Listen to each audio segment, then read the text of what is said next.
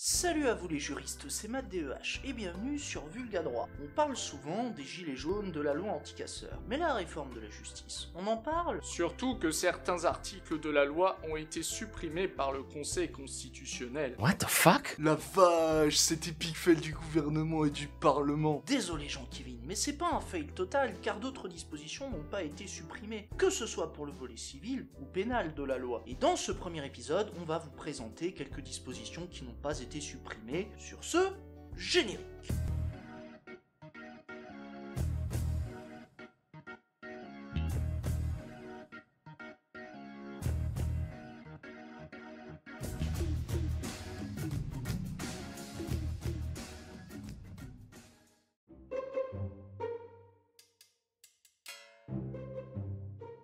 On va commencer par l'interdiction de saisir le juge sans avoir mené une conciliation, une médiation ou une procédure participative. Cette exigence concerne les litiges n'excédant pas un certain montant et les conflits de voisinage, hashtag ton voisin qui fait trop de bruit. Toutefois, la victime peut saisir directement le juge en cas de motif légitime. Par exemple, quand le conciliateur est indisponible dans un délai raisonnable. Bref, si tu suis pas cette procédure, tu l'as dans le cul et tu perds ton procès. Certes, mais cette mesure a été prise dans l'intérêt de la bonne administration de la justice. Traduction, on veut éviter que les juges soient submergés de demandes. Mais le Conseil précise que le gouvernement devra définir la notion de motif légitime et de délai raisonnable. Ce n'est qu'à cette condition que cet article ne sera pas supprimé. Oh, ce sauvetage de la loi par le Conseil, et tout ça pour réduire le nombre de procès. C'est juste une vision comptable de la justice.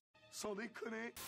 On peut enchaîner sur l'interdiction de réutiliser l'identité des magistrats et des membres du greffe dans les décisions de justice. Oui, cette disposition qui prohibe le profilage des professionnels de justice, car cela conduirait à des pressions et des stratégies dans le choix des tribunaux. Et cet article n'est pas censuré car il évite une altération du fonctionnement de la justice. En fait, la loi veut pas que la justice devienne un PMU et le Conseil dit c'est ok. Ouais, Pronostic, et voilà. ouais. On peut finir sur les dispositions qui suppriment la publicité de certains jugements. Et là vous vous dites, ça a été validé, ça viole pas le principe de publicité des audiences? Non, car il faut préserver l'intimité et la vie privée des personnes visées par ces jugements, selon le Conseil. Par contre, notez que c'est la première fois que le Conseil constitutionnel fait référence à ce principe. En tout cas, la justice veut pas déballer le linge sale des gens. Dommage, j'aurais aimé amener mon popcorn.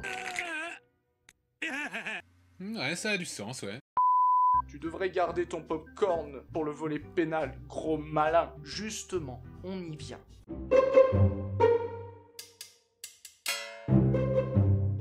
On va traiter de la disposition qui crée le parquet national antiterroriste. Il peut requérir tout procureur de la République, rechercher et poursuivre des infractions de terrorisme et être informé des faits en lien avec des affaires en cours susceptibles de faire l'objet d'investigations de sa part et de l'état de la menace terroriste. L'institution de ce procureur antiterroriste respecte la bonne administration de la justice. Et c'est grâce à la coordination et la collaboration entre le procureur antiterroriste et les autres procureurs. Au KLM, la loi nous pond un super procureur contre Daesh et les suprémacistes.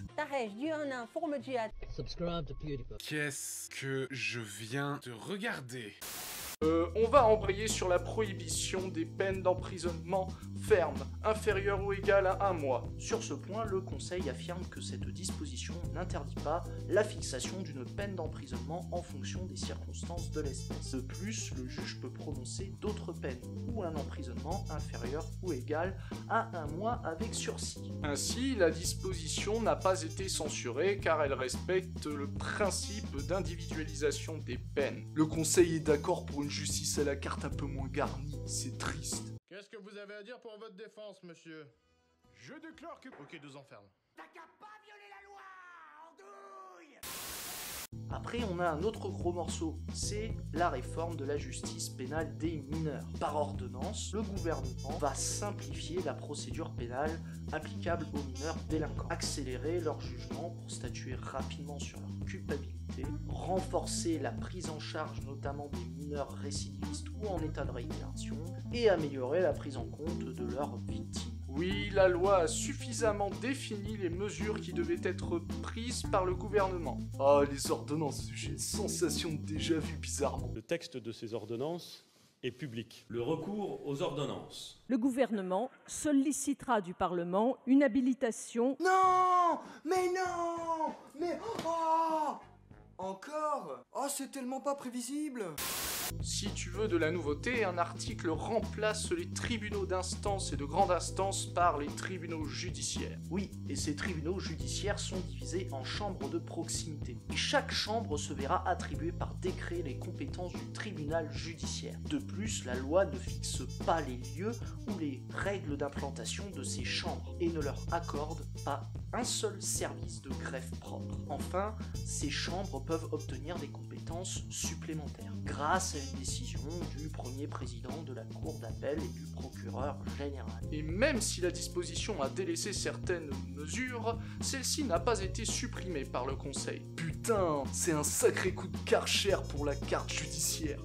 Je n'ai qu'un regret, c'est de n'être pas la Reine des Neiges, sinon je vous aurais chanté Libéré, délivré. En réalité, ce n'est pas cette chanson-là que je voudrais vous chanter, mais plutôt...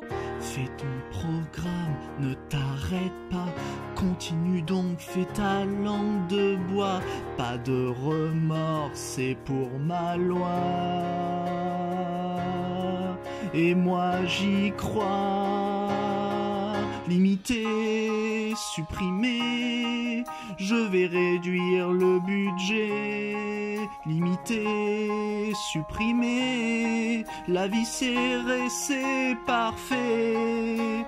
J'ai plaidé pour plus d'austérité, moins de tribunaux, tout ça n'est que comptabilité. Et c'est pas fini. Il y a la spécialisation juridictionnelle qui a été introduite par une disposition. Ah oui, c'est vrai, le pouvoir réglementaire confiera à un tribunal judiciaire par département et à une cour d'appel par région certaines matières. Cela dépendra du volume des affaires concernées et de la technicité des matières. Et elle n'a pas été censurée car elle ne viole pas le droit au recours effectif, ni même l'égalité devant la justice, et pas plus que l'indépendance de la justice. En fait, les trucs les moins fréquents et complexes, on les refile à une seule juridiction. Ah, c'est vraiment ballot pour elle. Sous prétexte de spécialisation, on va retirer à tel tribunal, par exemple, tous les dossiers du droit de la construction. No, God! Les dossiers de droit de la famille, pour les envoyer ailleurs. No! Maintenant, on va conclure sur l'amende forfaitaire délictuelle. La loi prévoit que son montant n'excède pas le plafond des contraventions. Mais le Conseil rappelle qu'elle ne doit porter que sur les délits les moins graves et mettre en œuvre que des peines d'amende de faible montant. De plus, elle ne doit pas concerner les délits punis d'un emprisonnement supérieur à 3 ans. Ce n'est que sous cette réserve que le Conseil n'a pas censuré cette disposition. C'est sûr, le Conseil accepte qu'on verse de la thune pour pas passer devant le juge. Donc là, je vous donne le rendu. On va passer une bonne journée! C'est pas faux, et je crois qu'on a fini les juristes. Comme toujours, si vous avez apprécié la vidéo, n'hésitez pas à commenter, à liker et à partager la vidéo. N'oubliez pas de vous abonner et nous suivre sur les réseaux. Allez, c'était Matt DEH sur Vulga Droit. A plus les juristes.